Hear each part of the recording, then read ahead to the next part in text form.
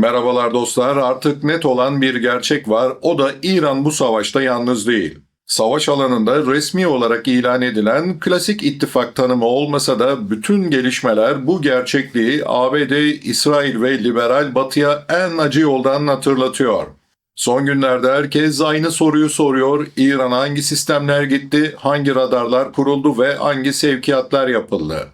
Ama herkesin kaçırdığı asıl mesele şu, gözden kaçan çok daha büyük ve Batı için aslında çok daha tehlikeli bir gerçekte saklı. Bugün yaşananlar tek bir silah sisteminin yani S-500'lerin transferinden ibaret değil. Asıl hikaye şu, İran savaşın ilk büyük darbesini yedikten sonra beklenilenden çok daha hızlı bir şekilde toparlanmaya başladı.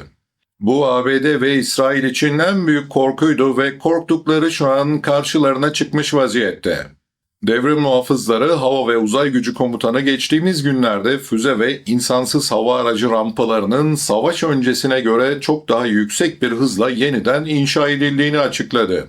Bu açıklamayla birlikte de yeraltı tesislerine ait özel görüntüler de servis edildi. Yani neymiş? NATO medyasının bizlere servis ettiği ve izlettiği haberlere çok da itibar etmemeliymişiz. Unutmayın bunlar vakti zamanında Irak'ta kitle imha silahları var diye de bangır bangır haber yapmıştı. Hele ki pandemi ve sonrasındaki sıvılama döneminde yaptıkları da halen ortada, neyse devam edelim. Ancak aynı dönemde Washington'a yakın kaynaklardan sızan bilgiler bambaşka bir gerçekliği de işaret ediyor. Amerikan yönetimi İran'ın füze cephaneliğinin ancak yaklaşık 1/3'inin kesin olarak imha edildiğini teyit edebiliyor. Geriye kalan kısmın ne kadarının gerçekten ortadan kaldırıldığı konusunda ise ciddi bir belirsizlik bulunuyor. İran-ABD savaşının başında bize o klasik hikaye ve masal anlatıldı hep. ABD hava kuvvetleri büyük bombardımanlar yapacak, İsrail füzelerle dövecek ve İran düşecek, rejim değişecek.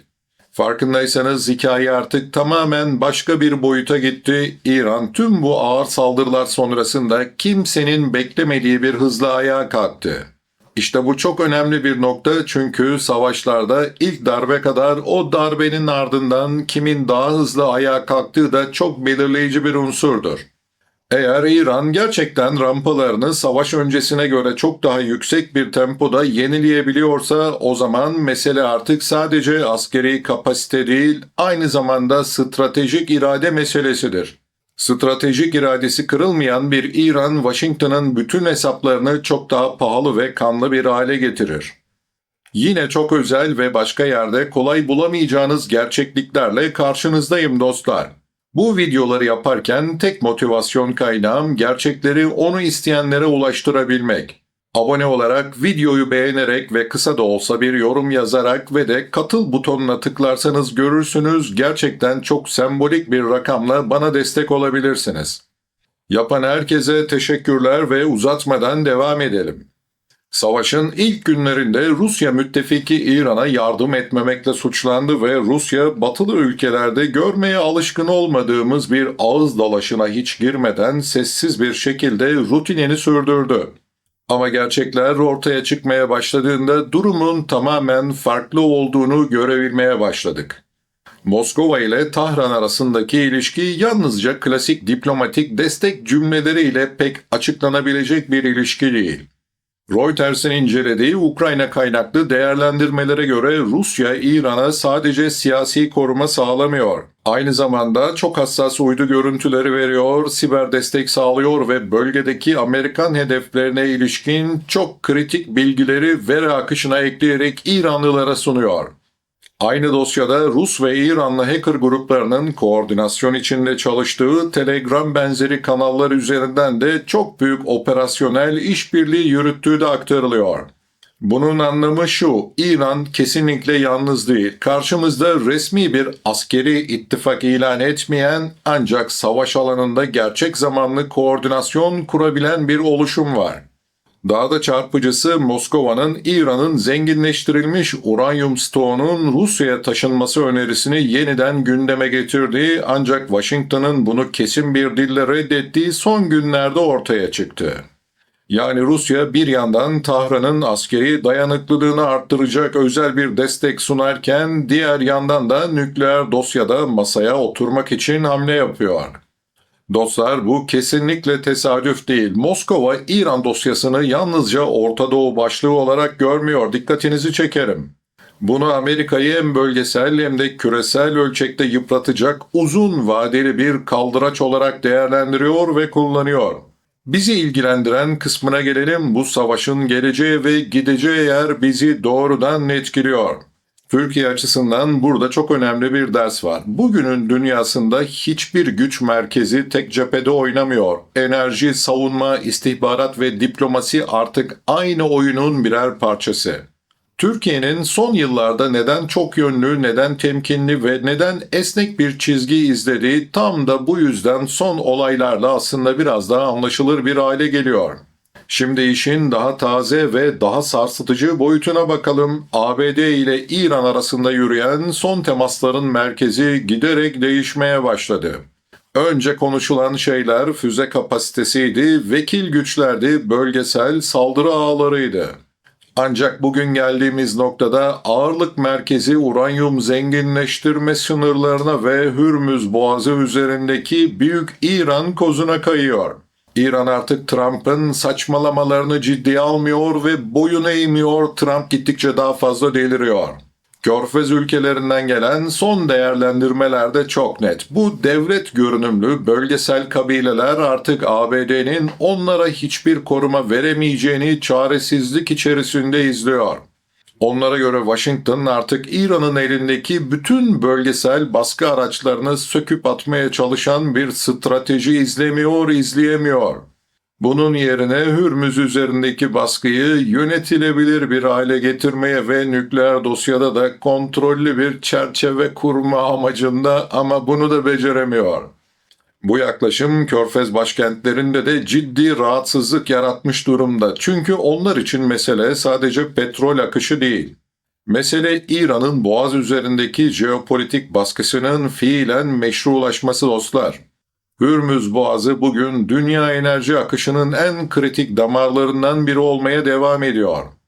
Orada yaşanan her sarsıntı sadece petrol fiyatlarını değil, sigorta maliyetlerini, navlun giderlerini, rafineri planlamasını ve dolayısıyla bütün bir bölgenin siyasi sinir sistemini etkiliyor.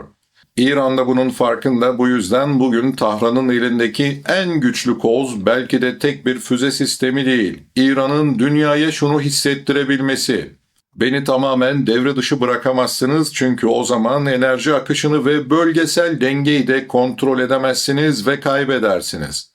Bu mantık İran'ın elini müzakere masasında oldukça güçlendiriyor ve tam da bu nedenle savaşın dili sert kalsa da gerçek pazarlık zemini giderek daha soğuk, daha teknik ve daha stratejik bir hale bürünüyor. Gelelim turpun büyüğüne. Özellikle buradan sonrası gerçekten çok ilginç dostlar. Lütfen bana iyi kulak verin. NATO tarafında ise mesele sanıldığından çok daha kırılgan. Mart 2026'da İran'dan Türkiye yönüne geldiği belirtilen bir füzenin NATO savunma sistemleri tarafından önlenmesinin ardından ittifak genelinde balistik füze savunma duruşu gayet yükseltildi. NATO'nun askeri karargahı füzenin yönünün doğrulanmasından sonra sistemlerinin dakikalar içerisinde devreye sokulduğunu açıkladı. Ancak dikkat edin, aynı açıklamalarda bir başka nokta daha vardı. NATO Genel Sekreteri Mark Rutte bu olay nedeniyle o ünlü 5. maddeyi devreye sokma niyetinde olmadıklarını açıkladı. Zaten o 5. maddeyi de NATO'yu da ciddiye alan pek kimse kalmadı gibi günümüzde. Zelenski bile ciddiye almıyorsa durumun ne kadar trajik olduğunu görün. Devam edelim. İşte kırılmanın kalbi tam burada. Yani ittifak NATO tehdidi görüyor, savunma duruşunu arttırıyor, Türkiye'ye yönelen riski ciddiye almış gibi yapıyor ama buna rağmen topyekün bir tırmanmayı karşılığı göze alamıyor. Bunun nedeni çok açık. NATO bugün aynı anda birkaç cephede çok ağır bir baskı altında. Ukrayna cephesi bitmiş değil. Bilakis Rusya sabırlı bir şekilde ablukasına ve saldırılarına devam ediyor. Ne Ukrayna'nın, ne ABD'nin, ne de Avrupa Birliği'nin bu savaşı ve yardımları artık sürdürebilecek takati kalmadı. Orta Doğu'daki füze ve hava savunma ihtiyacı da haliyle sürekli artıyor. Avrupa kendi güvenliğine ilişkin daha fazla kaynak ayırmak zorunda kalıyor. Fakat bütün bu askeri çabanın üzerine siyasi görüş ayrılıkları ve kavgalar ekleniyor. Avrupa Birliği çatır çatır çatırdıyor. Türkiye burada çok özel bir yerde duruyor çünkü hem NATO toprağı hem İran'a komşu hem de Doğu Akdeniz ve Orta Doğu hattının merkezindeki tek büyük askeri güçlerden birisi. Bu yüzden Türkiye'ye düşen her füze parçası sadece ulusal güvenlik olayı değil, aynı zamanda bütün ittifakın sinir uçlarına dokunan bir alarm gibi çalışıyor. Ben Türkiye'ye düşen füzelerin sahte bayrak operasyonu olduğuna kesin gözle bakıyorum. Bu liberal batının aciziyetini gösteren bir diğer unsur. Ankara'nın son haftalardaki dili de tam olarak bunu yansıtıyor dostlar. Türkiye, İran'a hava sahası ihlallerinin kabul edilemez olduğunu açık bir biçimde iletti. Hakan Fidan, Abbas Arakçı ile yaptığı görüşmede Türkiye'nin hava sahasının balistik füze geçişleriyle ihlal edilmesini açıkça reddetti ve benzer olayların tekrarı halinde gerekli önlemlerin alınacağını duyurdu. İran da bunu gayet makul karşıladı ve bunun bir sahte bayrak operasyonu olduğunu belirtti. Ancak aynı Ankara, aynı anda Amerika ve İran arasında yapılan görüşmelerin de yapıcı olarak sürmesini istedi. Yani bir yandan güvenlik çizgisini sert bir şekilde koruyor, öyle bir imaj veriyor, öte yandan diplomasi kapısını kapatmıyor. Bu çok önemli bir fark çünkü bölgede birçok aktör ya tamamen askeri söyleme yaslanıyor ya da sadece siyasi temenniler üretiyor. Türkiye ise ikisinin ortasında zor ama çok daha gerçekçi ve biraz zor bir çizgi izliyor. Antalya'da konuşan Hakan Fidan'ın bir başka çıkışı da çok dikkat çekiciydi. Fidan, ABD'nin Avrupa güvenlik mimarisinden koordinasyonsuz bir şekilde çekilmesinin yıkıcı sonuçlar doğuracağını söyledi. Ayrıca Temmuz 2026'da Ankara'da yapılacak NATO zirvesinin Trump dönemiyle ilişkileri yeniden ayarlamak, düzeltmek ve olası bir Amerikan ağırlık merkezinin azalmasına hazırlık yapmak açısından kritik olduğunu vurguladı. Bu açıklamalar basit diplomatik temenniler değil. Artık Ankara açık bir şekilde şunu söylüyor, dünya düzeni değişiyor. Herkes kabul etmek zorunda kaldı. Amerikan güvenlik garantilerinin otomatikliğine kimse inanmıyor ve sorguluyor ve Avrupa ile NATO buna şimdiden hazırlanmak zorunda. Türkiye bu tabloyu uzaktan seyretmiyor, tam ortasında okuyor, ona göre pozisyon alıyor. Şimdi gelelim işin en sert ekonomik ve askeri boyutuna çünkü savaşlar sadece cephede değil fabrikalarda ve üretim tesislerinde de kazanılır ya da kaybedilir. Bugün Amerika'nın karşı karşıya olduğu en büyük sorunlardan biri cephaneliğinin tüketim hızının sanayinin yenileme hızını aşmaya başlaması dostlar. Mart ayı başında Trump yönetiminin büyük savunma şirketlerini Beyaz Saray'a çağırmasının sebebi de buydu. Onlara atar gider yapamıyor ama. Görüşmelerin merkezinde artan mühimmat açığı ve üretimin nasıl hızlandırılacağı vardı. Yine Reuters'ın aktardığına göre Pentagon yaklaşık 50 milyar dolarlık ek kaynak arayışına girdi.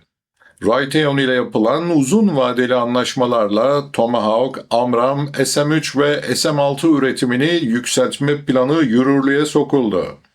Ne alaka ama aklıma bir gecede uçan 180 milyar dolar geldi. Neyse devam edelim. Lockheed Martin tarafından ise Patriot önleyici füze kapasitesinin yaklaşık 600 seviyesinden yıllık 2000'e çıkarılmasını hedefleyen 7 yıllık çerçeve devreye alındı ve Nisan ayında 4,7 milyar dolarlık yeni bir üretim sözleşmesi açıklandı. Boeing ve Lockheed'in PAC-3 SM arayıcı üretimini arttırma yönündeki ek çalışmaları da kamuoyuna duyuruldu. Dostlar, silah isimlerine geçelim. Bütün bunlar tek bir şey anlatıyor. Washington kısa süreli bir operasyon için değil, oldukça uzun sürecek, yüksek yoğunluklu bir baskı dönemi için sanayisini de yeniden hizalamaya çalışıyor. Fakat burada kritik ayrıntı şu. Bunlar birkaç haftada sonuç verecek hamleler değil, yıllara yayılan planlar. Yani savaşın temposuyla üretimin temposu arasında çok ciddi bir makas açılmış durumda. Ara parantez belirtmek isterim, Ankara'da yaşıyorum ve savunma sanayisine çalışan birçok arkadaşım var. Mesailer artık neredeyse 3x8 saate çıkmış vaziyette. Silah şirketlerinin hisseleri ve sözleşmeleri de büyürken gerçek soru şu: bu mühimmat ihtiyaç duyulan hızda gerçekten yetişebilecek mi? Bu üretim baskısının bedelini sadece Amerikan iç piyasası ödemiyor. Avrupa'da ödüyor, biz de ödüyoruz. Ne acı değil mi? Neyse, son günlerde ortaya çıkan bilgiler ABD'nin daha önce sözleşmesi yapılmış bazı silah teslimatlarını İran savaşı sebebiyle erteleyebileceğini Avrupa ülkelerine bildirdiğini gösteriyor. Özellikle Baltık ve İskandinav ülkeleri bu gecikmelerden doğrudan etkilendiklerini ifade ediyor. Aç parantez, korktuklarını söylüyorlar. Bu son derece çarpıcı, çünkü yıllardır Avrupa'ya daha çok Amerikan silahı alın diye telkin edildi. Şimdi aynı Avrupa parası ödenmiş sistemlerin ne zaman geleceğinden emin olamıyor. Dahası Güney Kore'de konuştuğu bazı Patriot sistemlerinin Orta Doğu'daki savaş için yeniden konuşlandırılmasının dahi tartışıldığı ortaya çıkıyor. Alışın, biz de F-35'lerin parasını ödedik, uçak yok, bir de hangar parası ödüyoruz, üste kira veriyoruz.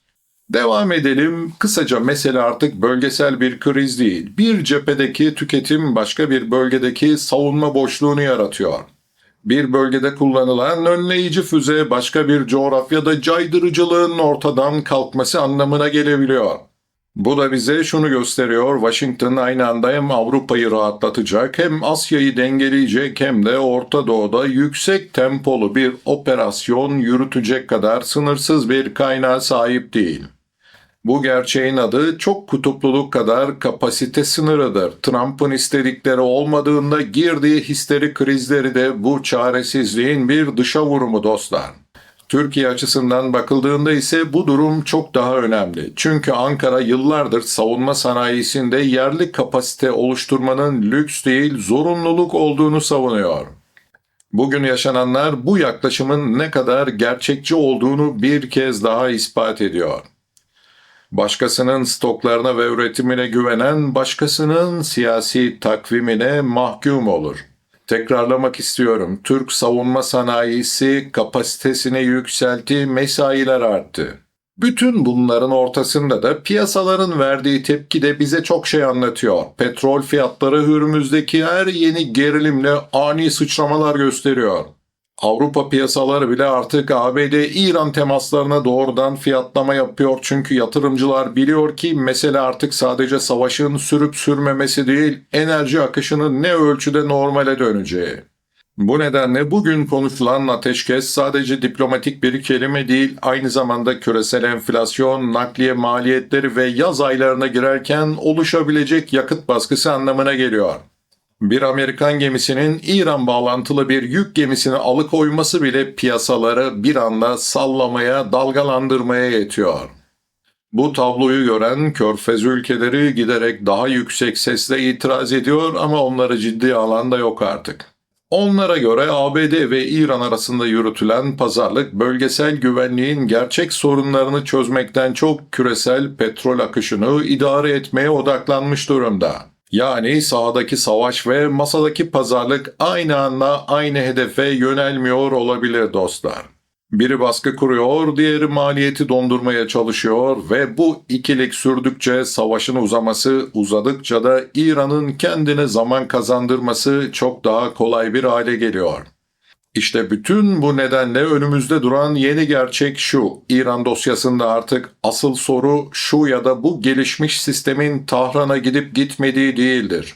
Asıl soru İran'ın ilk büyük darbeye rağmen neden çökmemiş olduğudur. Asıl soru Rusya'nın neden artık yalnızca siyasi açıklama yapan bir ortak değil, siberden istihbarata kadar savaşın tüm dokusuna yerleşen bir destek sağlayıcı haline geldiğidir. Asıl soru NATO'nun neden Türkiye'ye yönelen tehdidi ciddiye alıp savunma duruşunu yükseltirken aynı anda stratejik yanıtını da sınırlı ve korkak tuttuğudur. Asıl soru Washington'ın neden bir yandan savaş baskısını sürdürürken diğer yandan Hürmüz ve uranyum dosyasında daha dar ve daha teknik bir anlaşma zemini aradığıdır. Bu kadar büyük bir askeri ve ekonomik baskıya rağmen İran zaman mı kazanıyor? Bence evet, kazanıyor. O zaman önümüzde sadece uzun bir kriz yok. Önümüzde bölgesel güç dengesini, NATO'nun iç uyumunu, Avrupa'nın güvenlik planlamasını ve Türkiye'nin jeopolitik önemini yeniden tanımlayacak, gerçekten fırsat olarak görülen tarihsel bir dönem var. Şimdi gerçekleşen şey sessizce ama çok derinden içinde bulunduğumuz sistemin yıkılışı ve dünyadaki güç dengelerindeki radikal değişimdir. İzlediğiniz için teşekkürler.